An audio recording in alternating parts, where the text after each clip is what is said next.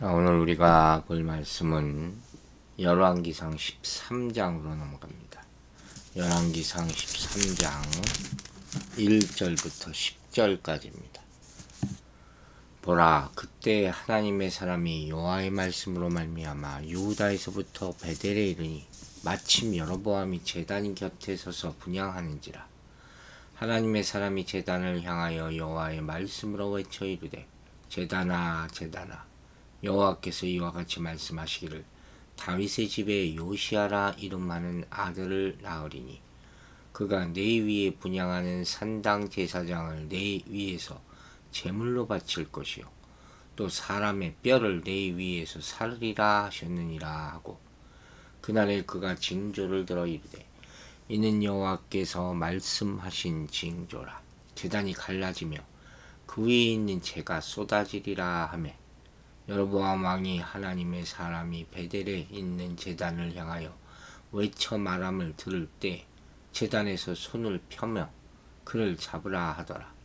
그를 향하여 편손이 말라 다시 거두지 못하며 하나님의 사람이 여호와의 말씀으로 보인 징조대로 제단이 갈라지며 재가 제단에서 쏟아진지라.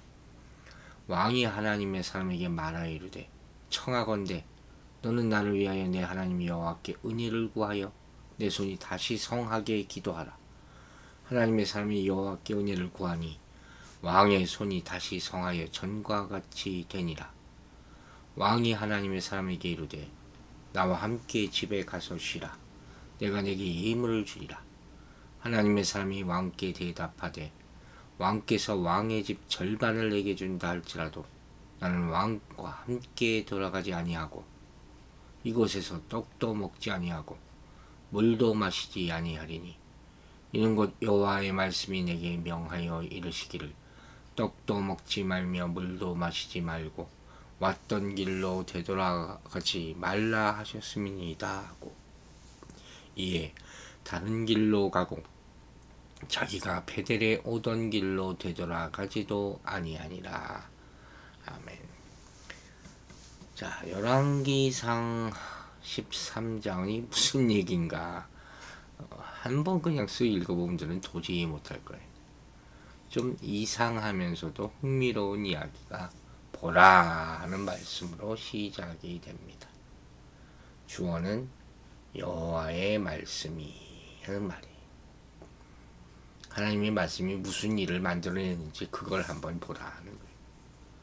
자, 하나님의 말씀에 따라 유다에서 베델로 온 하나님의 사람이 여기 등장해요. 그때 여로보암 왕이 제단에서 분향을 하고 있었거든요. 이 하나님의 사람은 아주 적극적인 행보를 하고 있고, 여로보암 왕은 수중적인 모습을 보이고 있다 하는 것을 느낄 수 있어요. 그리고 나오는 여호와의 말씀으로 말미암아 라는 표현이 1절, 2절, 5절, 9절, 17절, 18절, 32절 계속해서 반복해서 나타나면서 오늘 이 이야기의 핵심 구절로 강조되고 있어요. 그때 우리는 가장 먼저 마음가짐, 자세 다시 점검해 봐야 되겠죠. 하나님의 말씀이 선포되는 순간이니까. 그게 여러분의 마음의 중심이 어디 있냐를 보여주는 거예요. 하나님의 말씀을 이렇게 누워 들을 수 없잖아요. 전 코비드 이후에 정말 예배의 모습이 다 망가졌을 거라고 저는 확신을 합니다. 정말로 안타까운 얘기예요.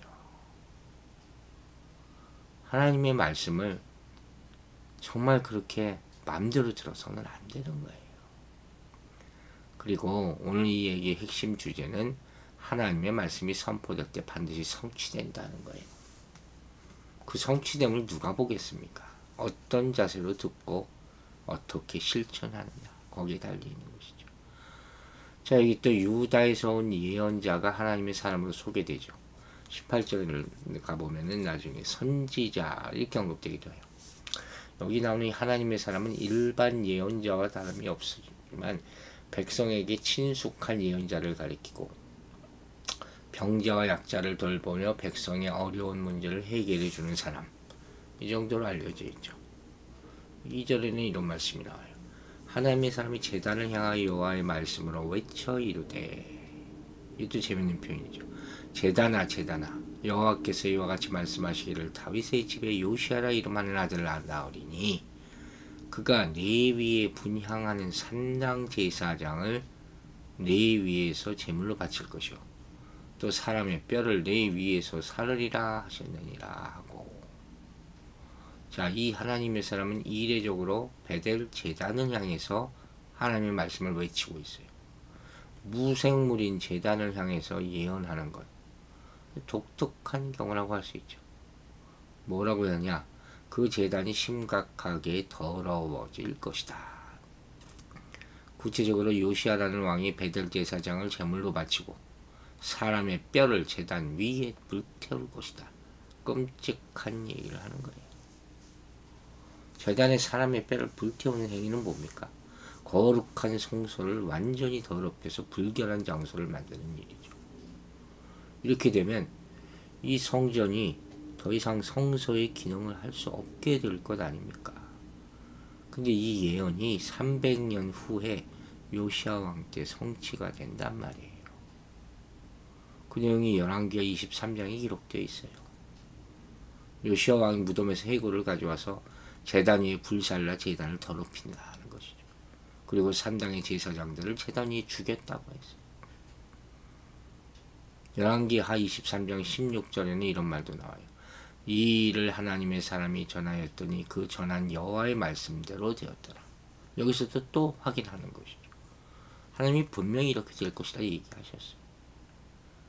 요시아 왕은 베델에 있던 하나님의 사람의 묘실에 있는 뼈는 그대로 두게 하죠. 산당의 제사장들을 죽인 일은 바로 예후가 오므리 왕조에 대해 반란을 일으켰을 때 열왕기하 10장에 그 내용이 나오거든요. 그 대제사장 여호야다가 아달랴를 몰아내고 요아스를 왕으로 세울 때도 이런 일이 있었어요. 하나님이 없는 거예요. 이 상황. 그렇게 생각하시면 돼요. 근데 하나님은 계속 말씀하고 계셨잖아요. 여러분 잘 알아야 돼요. 하나님은 우리가 잘못된 길로 나아갈 때 하나님의 사람을 보내셔서 말씀해 주십니다. 하나님은 여로보암의 죄를 지적하시기 위해서 하나님의 사람을 보내주신 거예요. 지금도 하나님은 영적 어두움 가운데 있으면 잘못 판단하고 죄를 짓는 우리를 결코 그냥 두지 않습니다. 그때 정신 차려야 되는 거예요. 또 하나님은 우리가 잘못된 길에서 돌아서기를 원하시기 때문에 사람뿐만 아니라 여러 가지 상황을 통해서도 말씀하세요. 여로보암에게 징조를 보이며 경고하시잖아요. 일상에서 벌어지는 일이 단순한 우연이 아닐 수가 있단 말이에요. 하나님이 지금 우리에게 뭔가를 말씀하시고 있다는 것이죠.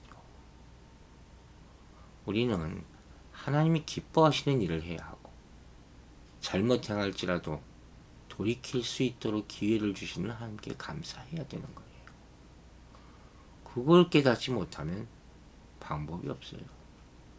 하나님이 신실한 종들을 보내셔서 무언가를 말씀해 주실 때 무시하지 마세요. 귀를 닫지 마세요.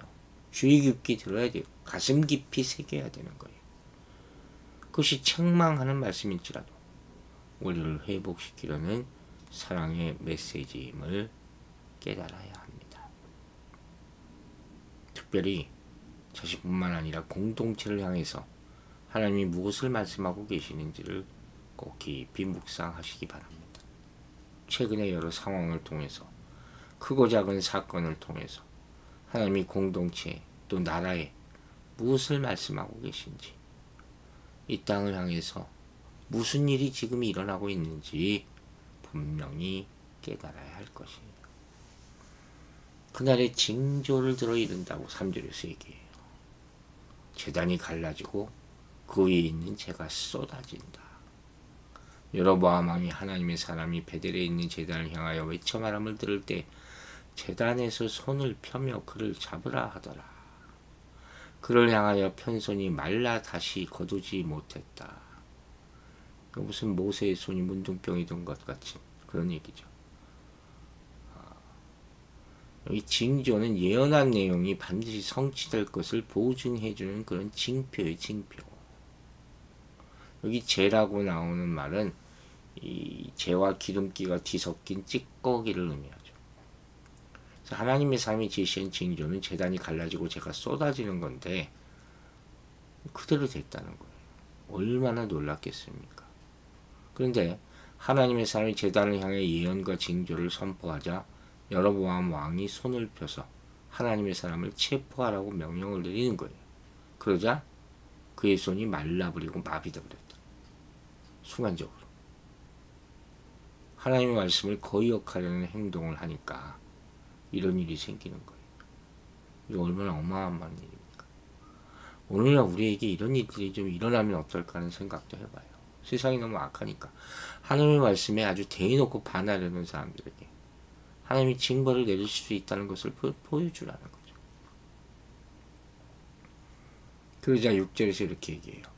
왕이 하나님의 사람에게 말하여 이르되 청하건대 너는 나를 위하여 내 하나님 여호와께 은혜를 구하여 내 손이 다시 성하게 기도하라. 자, 어쩔 수 없잖아요. 여로보암 왕이 얼마나 놀라고 당황했겠어요.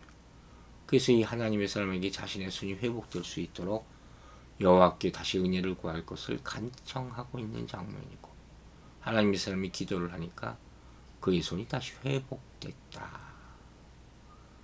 여러분 이 일을 통해서 아마 여로보암 왕은 하나님의 말씀을 결코 막을 수 없다는 것을 깨달았을 거예요. 대가는 컸죠. 그러나 깨달아야 돼요. 즉 우리 서두에서 얘기했지만 이 장면에서 발견할 수 있는 메시지가 뭐예요? 어느 누구도 하나님의 말씀을 막을 수 없다. 하나님의 말씀을 방해하는 사람에게는 하나님이 직접 형벌을 내리실 수도 있다. 이를 통해서 하나님의 말씀의 능력을 분명하게 보여주는 증거가 되는 것이죠. 여러분, 하나님은 우리가 바른 길로 돌이키도록 경고하셔요. 깨닫지 못하고 헤맬 때는 때로 고통을 주기도 하십니다. 경고를 받아들이지 못하고 오히려 분노하는 여로보암의 손을 마르게 하시지 않습니까? 우리가 살면서 당하는 고통에는 늘 항상 인과 법칙을 적용할 수는 없겠죠. 하지만 깊이 보면 전혀 예상치 못한 하나님의 메시지가 담겨 있을 수 있다는 사실을 깨닫게 되기를 바랍니다. 또 하나님은 우리가 겸손히 엎드릴 때 은혜를 베풀어 주신다는 사실도 잊지 마세요. 여로보암이 하나님의 사람에게 기도를 요청하자 회복시켜 주시지 않습니까? 즉 우리가 하나님의 징계 앞에 겸손히 엎드릴 때 회개할 때 하나님은 그 징계를 거두어 주신다 하는 사실도 믿으시기 바랍니다. 이제 7절에 이런 말이 나와요. 왕이 하나님의 사람에게 이르되 나와 함께 집에 가서 쉬라. 내가 네게 예물을 주리라. 이 무슨 소리냐? 손이 말라버렸다고 회복된 이적을 체험하고 나자 여로보암 왕이 하나님의 사람을 자기 사람으로 만들려고 회유하는 장면이에요. 야, 이 사람에게 신비한 능력이 있네. 내가 써먹어야 되겠네. 여러분 항상 얘기하죠. 사람을 보고 사람에서 능력이 나오는 게 아니라고. 하나님이 능력이죠. 왜 그걸 분별 못하고 사람을 우상같이 섬기고 그걸 쫓아다니는지 난 이해가 안 가요. 그렇게 얘기해도 못 알아들어요. 자, 그러자 8절과 9절 보세요. 하나님의 사람이 왕께 대답하되 왕께서 왕의 집 절반을 내게 준다 할지라도 나는 왕과 함께 들어가지도 아니하고 이곳에서 떡도 먹지 않고 물도 마시지 아니하리라.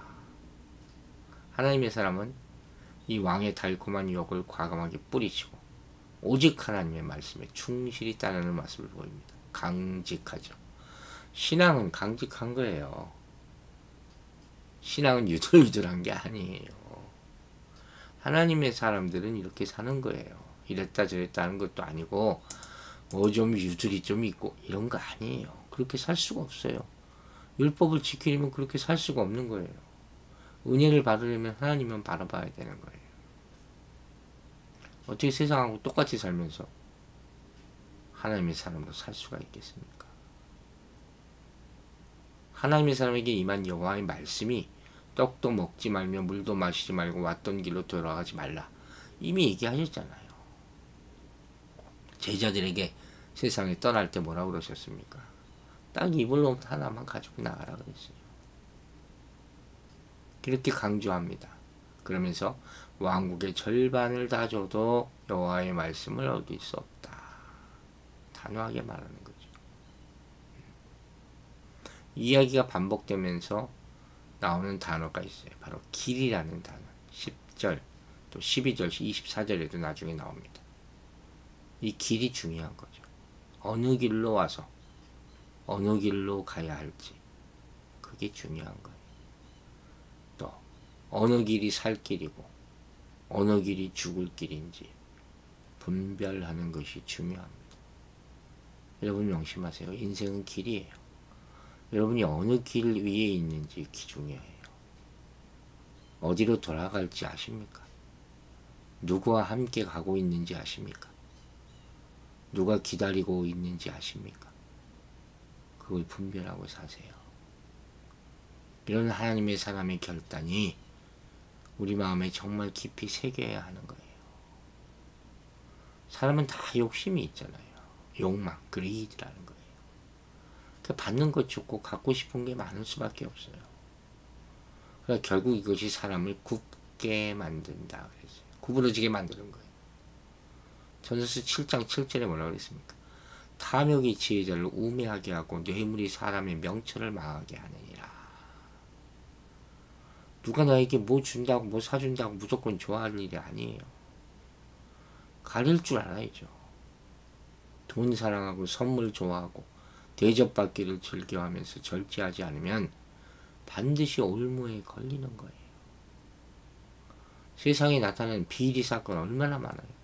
그 적지 않은 부분이 의식하지 못한 새에 받은 떡밥 같은 뇌물로 인한 거란 말이에요. 언제 받았는지도 모르고 받아요. 청렴결백이란 말이죠. 이게 안전한 거예요. 하나님의 사람은 이래야 되는 거예요. 교제 중요해요. 그러나 받지 말아야 할 밥상과 거절해야 할 선물이 있기에 경계하란 말이에요.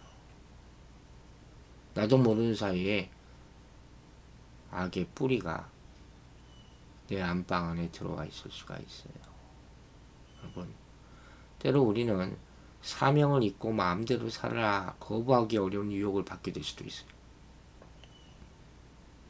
여로보암이 지금 자신의 죄에 경고하시는 하나님의 말씀을 전하는 사명을 가지고 있는 이 하나님의 사람을 회유하려고 하고 있는 거 아니에요.